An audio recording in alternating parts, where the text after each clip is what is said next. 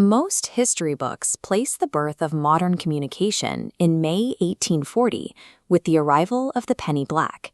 It is widely cited as a definitive moment, the first time a government allowed citizens to prepay for mail with a standardized adhesive label.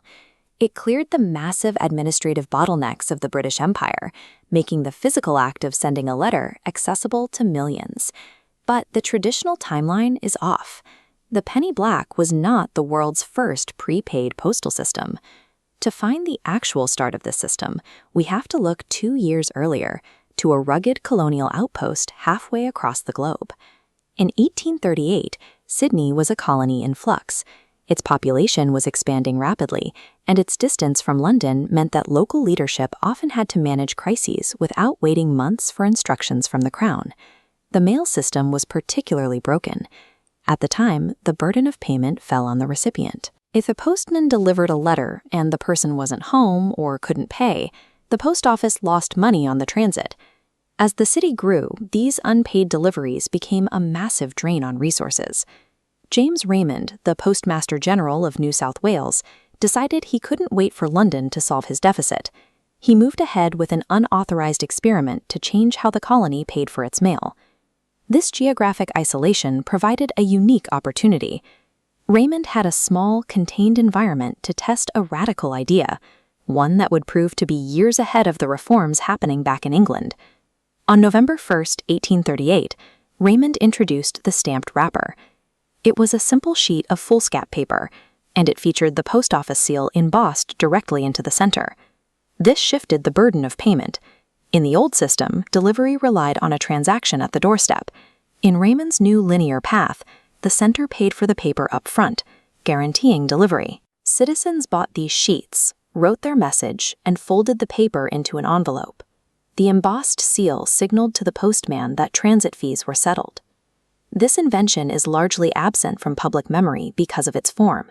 These weren't collectibles. They were treated as office supplies. Once opened, the wrapper was typically used as scrap paper or thrown away.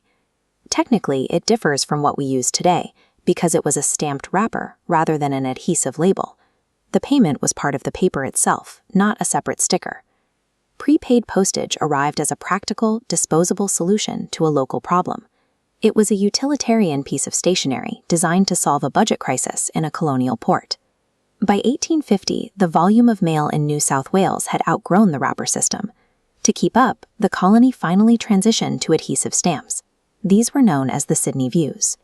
They came in 1, 2, and 3 penny values, and because they were manufactured locally, the post office hired colonial engravers like Robert Clayton and Alec Jervis to create the plates.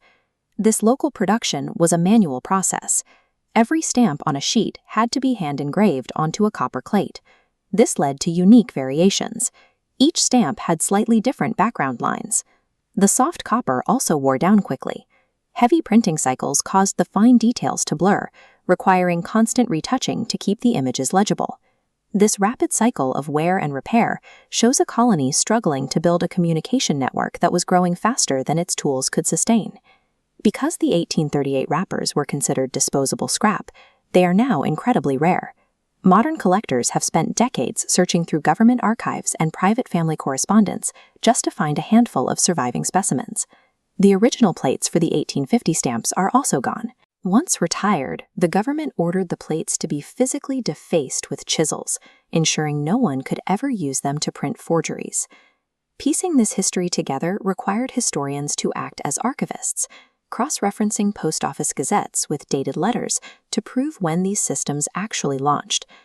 This record shows that the standard story of postal reform is missing a chapter.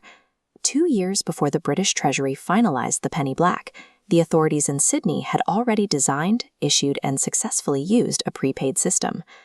The 1840 penny black changed the world's communication, but the evidence in the archives is clear.